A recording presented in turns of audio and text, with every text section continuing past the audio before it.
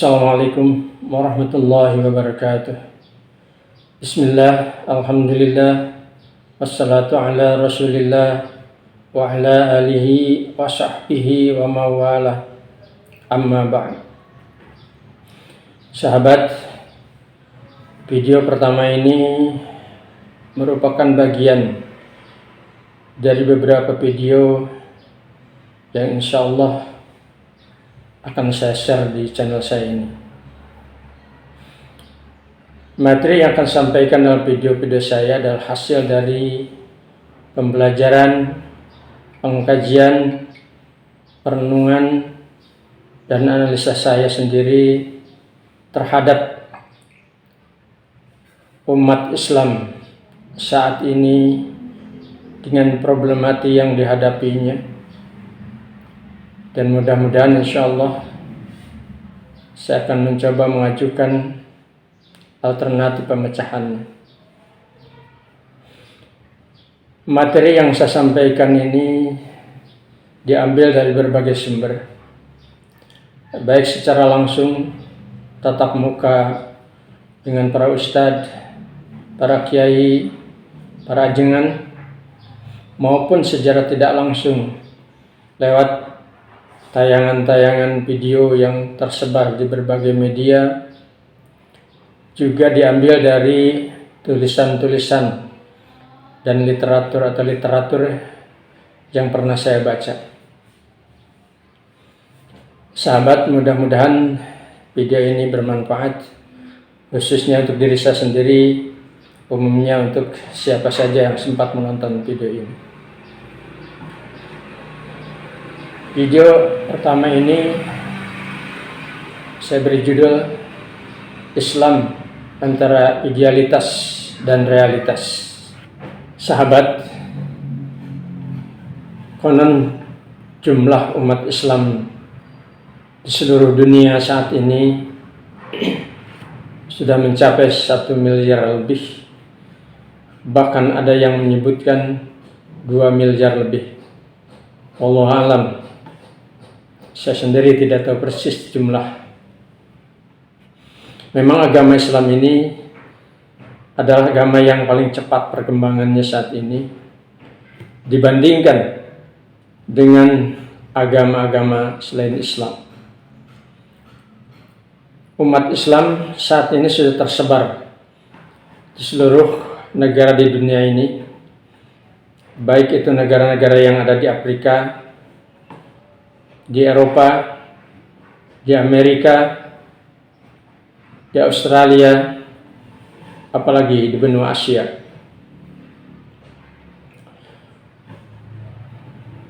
Perkembangan jumlah umat Islam ini bisa kita lihat dari tayangan-tayangan video yang tersebar di berbagai media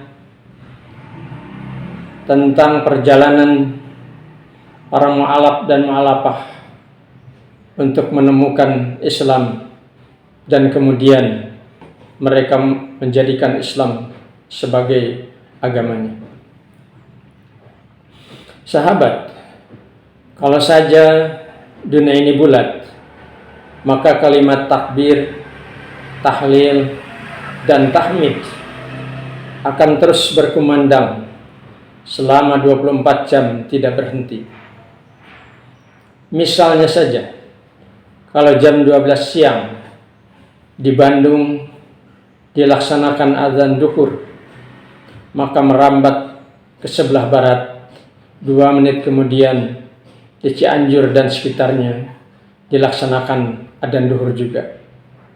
Padahal mungkin di Bandung belum selesai. Merambat lagi ke sebelah barat, maka Jakarta dan sekitarnya 2 menit kemudian juga melakukan adzan duhur, dan terus itu ke sebelah barat. Dan pastinya setelah adzan adalah melaksanakan sholat. Pada saat yang sama, di belahan timur dari Indonesia ada yang sedang melaksanakan adzan asar, ada yang sedang melaksanakan adzan maghrib, ada yang melaksanakan adzan isya, bahkan ada juga yang melaksanakan adzan subuh di tempat yang lebih jauh. Gemuruh suara takbir, tahlil, tahmid, dan tasbih terus mengisi ruang dan waktu, tidak berhenti selama 24 jam. Masya Allah. Sahabat, di satu sisi kita bangga dengan bertambahnya jumlah umat Islam saat ini. Tapi di sisi yang lain, kita prihatin, bahkan sedih, karena ternyata jumlah yang secara kuantitas belum berbanding lurus dengan kualitas umatnya. Umat Islam saat ini masih tertinggal jauh dari umat-umat lain, hampir dalam seluruh aspek kehidupan. Umat Islam secara umum masih diliputi oleh kebodohan, keterbelakangan, kemiskinan, bahkan masih ada perpecahan. Sahabat, misalnya saja bidang ekonomi, kita umat Islam sangat tertinggal. Jangan jauh-jauh, di Indonesia saja yang jumlah umat Islamnya 200 juta lebih, kita masih kalah di bidang ekonomi, masih dikuasai oleh segelintir orang dari golongan minoritas. Di bidang politik juga kita belum bisa menunjukkan identitas kita sebagai umat Islam. Kita masih menjadi umat yang disuruh-suruh, belum menjadi umat yang menyuruh. Apalagi di bidang sains dan teknologi, kita sangat tertinggal. Kita hanya sebatas pemakai, alias hanya dijadikan pasar bagi produk-produk teknologi mereka. Dan ini adalah sebuah kenyataan atau realitas yang sedang kita hadapi. Padahal jumlah umat Islam itu banyak, tapi memang kita belum bisa memanfaatkan potensi ini untuk menjadikan umat Islam menjadi umat yang terbaik. Jumlah yang banyak menurut Rasulullah SAW saat ini mungkin kita masih seperti buih di air, tagosaun kagosai-sail. Ini menunjukkan bahwa kita tidak punya kekuatan. Buih itu tidak punya kekuatan. Buih sekalipun banyak di atas air, tergantung air kemana dia mengalir. Kalau di lautan barangkali, kalau ombak itu menuju ke pinggir pantai, maka buih akan ikut dilempar ke pantai. Ombak menyurut ke sebelah barat, maka buih akan ikut ke sebelah barat. Ombak mengalir ke sebelah timur, maka buih akan ikut ke timur. Bahkan ditenggelamkan ke dalam laut pun buih tidak berdaya. Itulah kondisi kita saat ini. Sehingga kita tidak punya bargaining position, karena kita tidak punya kekuatan dalam seluruh aspek kehidupan. Sahabat, seharusnya kitalah yang mengatur dunia ini. Umat Islamlah yang harus tampil ke depan untuk menata, mengatur sehingga dunia ini tentram, tertib, dan manusianya sejahtera. Karena apa? Karena kita diberikan agama, yaitu agama Islam, oleh Allah untuk dijadikan sebagai sebuah tatanan. Di dalam konteks yang luas barangkali disebut sebuah sistem untuk mengatur dunia ini agar dunia ini bisa sesuai dengan harapan Allah Subhanahu wa taala. Bahkan Allah tidak hanya sekedar menurunkan agama ini, tapi Allah juga menurunkan buku pedomannya, yaitu Al-Quran, sebagai petunjuk atau hudan, sebagaimana Allah firmankan dalam surat Al-Baqarah ayat 185. A'udzu billahi minasyaitonir rajim. Syahrul Ramadan alladzi unzila fihi al-Qur'an hudan lin-nasi wa bayyinatin minal huda wal furqan. Ila akhir. Di bulan Ramadan itulah diturunkannya Al-Quran sebagai petunjuk bagi manusia dan penjelasan tentang petunjuk itu dan pembeda antara hak dan batil. Al-Quran sudah lengkap sehingga Allah menyatakan ma faratna fi kitabi min syai'. Tidak aku lewatkan sedikit pun dalam Al-Quran. Dari mulai urusan-urusan yang kecil sampai urusan-urusan yang besar, sudah komplit. Allah tidak cukup juga sampai di situ. Allah mengutus seorang Rasul, yaitu Muhammad Rasulullah SAW, untuk memperagakan bagaimana agama Islam ini dipraktekkan dalam kehidupan sehari-hari, sehingga agama ini memberikan manfaat bagi umat. Beliau ditugaskan oleh Allah untuk bagaimana hidup ini dibimbing oleh Al-Quran dalam satu sistem hidup, itu agama Islam. Al-Quran sudah begitu lengkap dan dipraktekkan oleh Rasulullah SAW dari mulai hal-hal yang kecil, misalnya masuk WC, makan, tidur, sampai hal-hal yang terbesar, yaitu urusan negara. Beliau diutus di satu umat yang ummi dan dolal, sebagaimana Allah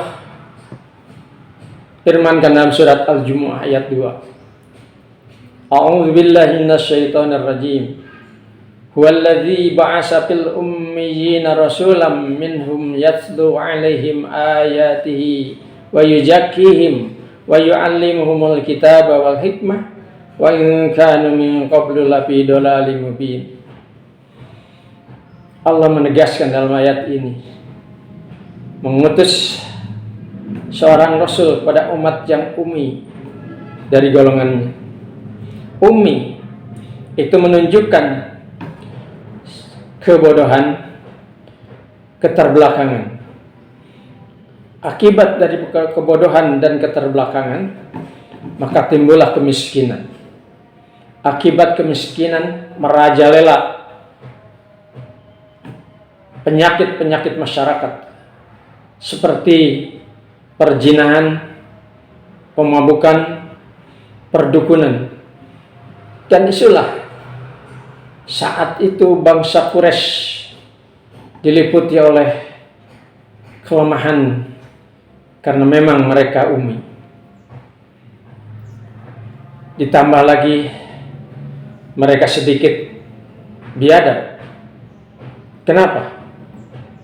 Karena dalam pandangan mereka mempunyai anak wanita itu terhina dan tidak berguna. Sehingga konon Sayyidina Umar radhiyallahu anhu sebelum masuk Islam pernah mengubur hidup-hidup anak wanita. Tapi sahabat,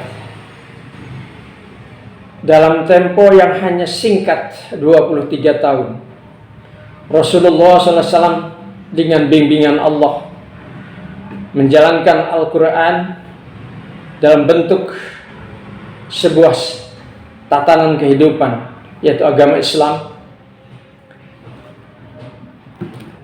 mampu merubah tabiat orang-orang Quraisy saat itu yang dalam istilah lain jahiliyah, karena memang ummi dan sesat dalal. Kemudian Allah merubah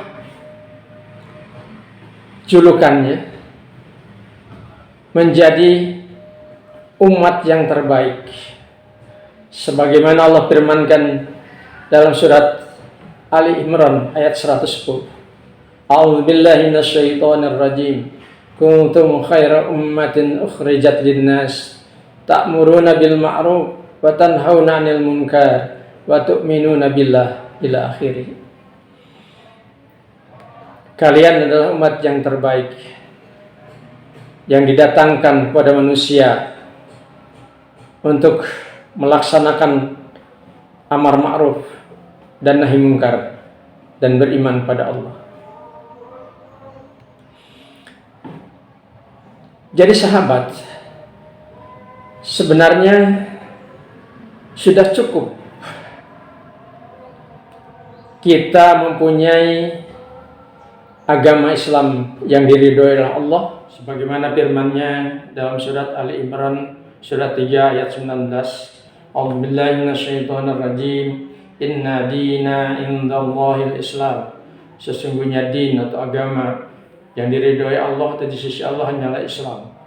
Kemudian diberi buku petunjuknya untuk dijadikan sebagai barangkali petunjuk pelaksana tajuqrak, dan petunjuk teknisnya tajuknis, dan sekaligus diutus seorang utusan yaitu Muhammad Rasulullah untuk memperagakan agama ini, dan berhasil dalam waktu yang sangat singkat, 23 tahun.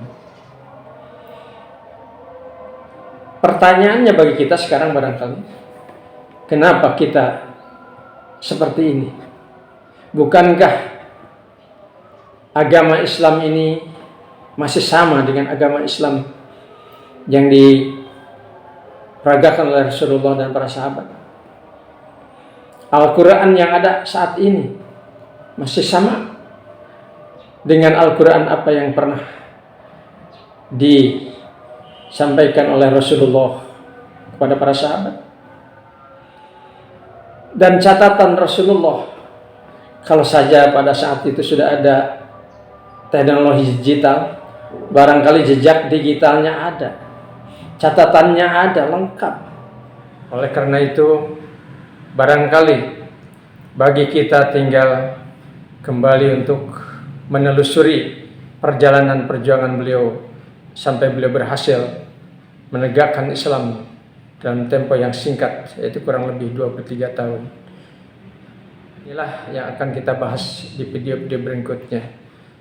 Demikian, wabillahi taufiq wal hidayah. Assalamualaikum warahmatullahi wabarakatuh.